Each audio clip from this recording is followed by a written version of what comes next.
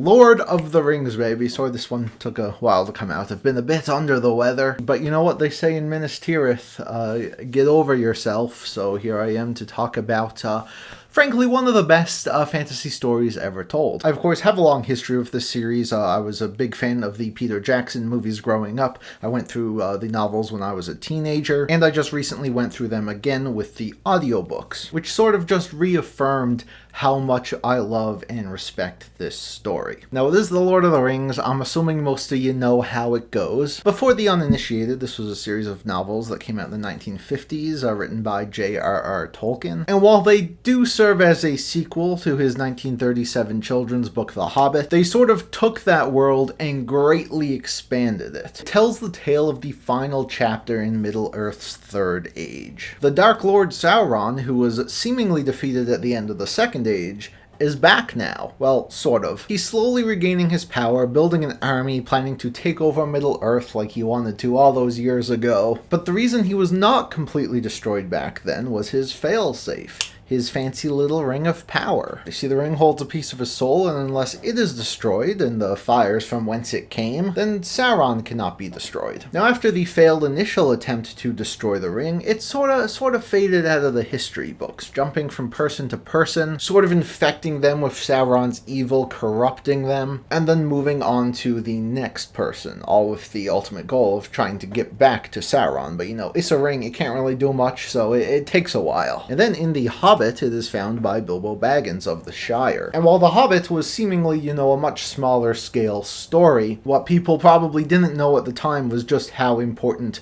that this ring would be. And The Lord of the Rings begins with Bilbo retiring. He's had an extraordinarily long life for a hobbit, and he just wants to go on one last journey and chill with the elves. And as he does so, he entrusts his precious ring to his nephew Frodo. This catches the eye of Gandalf, a wizard who frequents the Shire and enjoys the company of the hobbits very much, and he goes off to do some research about this ring because he has a bad hunch about it, and he wants to see if he was right. Unfortunately, he was, and by the time he comes to warn Frodo what this ring actually means, events to return it to Sauron have already been set in motion. Isengard has joined forces with Mordor to conquer the lands of men, and it's now up to Frodo, his friends, and other allies they meet along the way to complete that failed quest from all those years ago, to bring this one ring, the Ring of Power, to the fiery pits of doom and destroy it once and for all. But it obviously not gonna be super easy. As the ring corrupts, it bends men to its will. It's a very heavy burden to carry for Frodo, and it brings out the worst in people. Now, if you're completely unfamiliar with this series, a lot of what I said probably didn't make a ton of sense. But that's kind of how this series is. You kind of get it or you don't, If you go through it, you'll understand what all of this is. There's so much. I can't give exposition on the entire history of Middle-earth right now. So for simplicity's sake, I'm just going to assume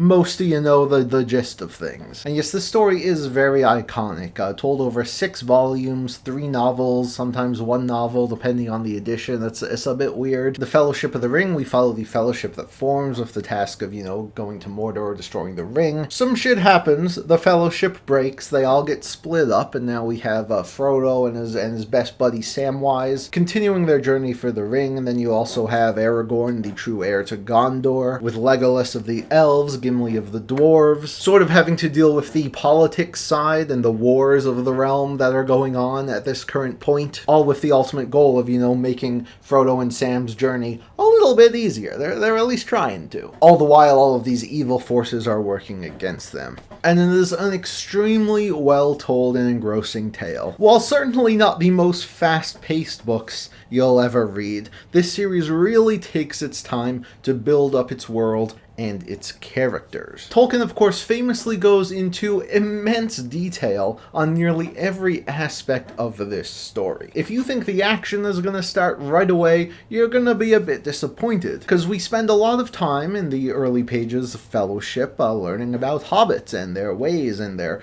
dinner schedules. We hang out with Bilbo at his birthday party. We chill with Frodo and his friends and Gandalf. It's a very slow build-up, but one that I find works extremely extremely well because, you set up how cool life is in the Shire, how peaceful and calm it is. But once things finally start to go south, it really, presents this contrast of like, oh, hey, I know you've been having a pretty quaint life this far, but also, you're all gonna die. And then from there, the hobbits leave the Shire. They're going out into this big world that they've never experienced before. And we're sort of along for the ride with them because, as you would imagine, there is much more detail in this story than there is in The Hobbit. So there are a lot more locations, a lot more like aspects of the world that we learn about along with these characters, and it's absolutely fascinating stuff. And from there, the Fellowship forms, this alliance between men, elves, dwarves, hobbits, a wizard, all for the common purpose of destroying Sauron once and for all. Things don't go their way, and in the Two Towers, we see, the split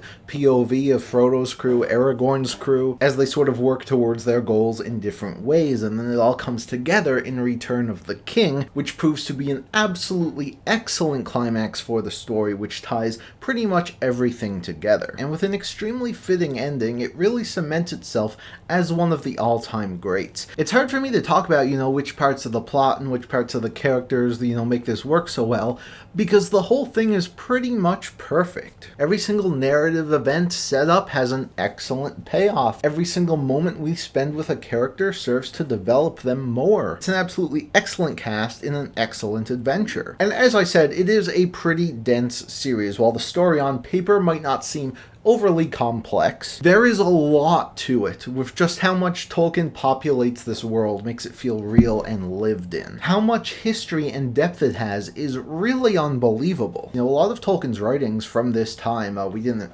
get until years and years later after his death. But it is clear he just put so much effort into just building out this one story, and it really paid off in all the best ways. And it helped that Tolkien was an absolute master of the English language, because his prose is absolutely exquisite. I don't think I have ever read another book that really matches just how wonderful it is to read Tolkien. His style is so efficient, pretty much telling you everything you'd ever want to know about these places and people, while also feeling really cozy, really comfortable, like you're at home reading Tolkien. As dark as some of the situations in these stories get, there's always that spark of hope. You aren't reading a grimdark book here. This is still a sequel to a children's story, and the entire adventure is just intertwined with this sense of fun. It really takes you back to when you were like a kid exploring the woods, this sense of imagination and discovery. And this is also aided by the excellent dialogue between the characters. They have such a way of speaking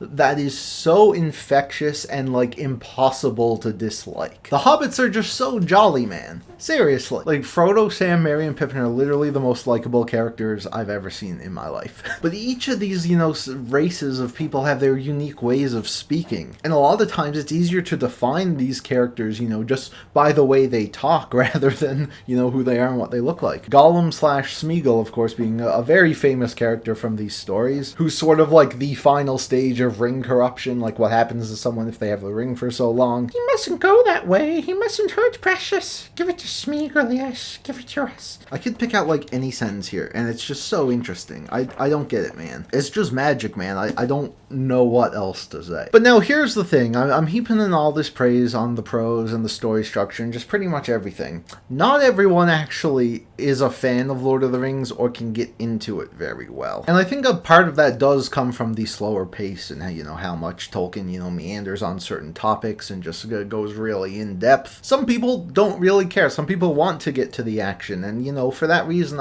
I can see why you might not really vibe with the story, but I do think the payoffs really make up for all of those slower sections. And it's because, we got all this exposition this time of the characters that later parts have so much meaning to them. And I think the ultimate payoff comes in the, final act of the book. Some spoilers for Lord of the Rings. I mean, it's Lord of the Rings series, I think some of the best payoffs come in the sacking of the Shire, which is sort of the final conflict that our characters face. This is after Sauron Sauron is defeated and the hobbits go home to the Shire. They see what has become of it during their time away, how Saruman took it over and everyone is scared all the time. And then you just have our main 4 hobbits who have come back from an insane journey fighting off the, most powerful evils the world had ever seen. And they are absolutely not having it. And that whole chapter, while some people, might think it's a bit unnecessary because, the big climax and everything had already been resolved, but I thought it was necessary just to show how much these characters have grown. So yeah, I didn't really go into great depth here, but at the same time, it's The Lord of the Rings. This is likely the most studied fantasy story of all time.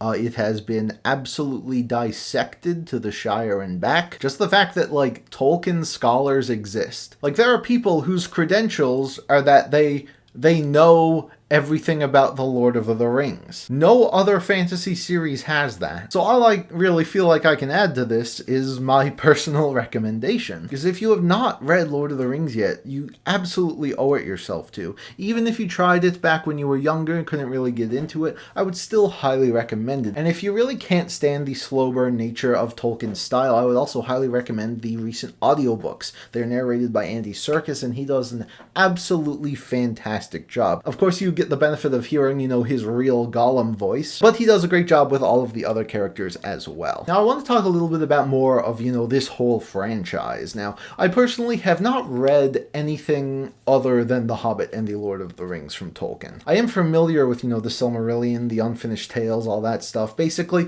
Tolkien had a ton of writings that were never published before he died, so at the time his son and later other people would then go through all of his writings, sort of edit them, make a few of their own adjustments so it flowed better, and publish more stuff. Everything I've heard of these doesn't really interest me very much, and I've also heard his writing style is very different from it is there in The Lord of the Rings. So if you're more into all of these, expanded works, do your best to convince me to check them out sometime, because I'm open to it, but nothing really about them makes me particularly interested. But yeah, there have been plenty of adaptations of Lord of the Rings over the years. Obviously, the most famous ones was Peter Jackson's trilogy, which came out 20 years ago. These movies are absolutely remarkable. For the longest time, The Lord of the Rings was, known as unadaptable. I mean, you had those weird animated movies, but they didn't count. But Peter Jackson came in, and he did it, man. He somehow pulled it off. He really understood that in order to make a good adaptation of something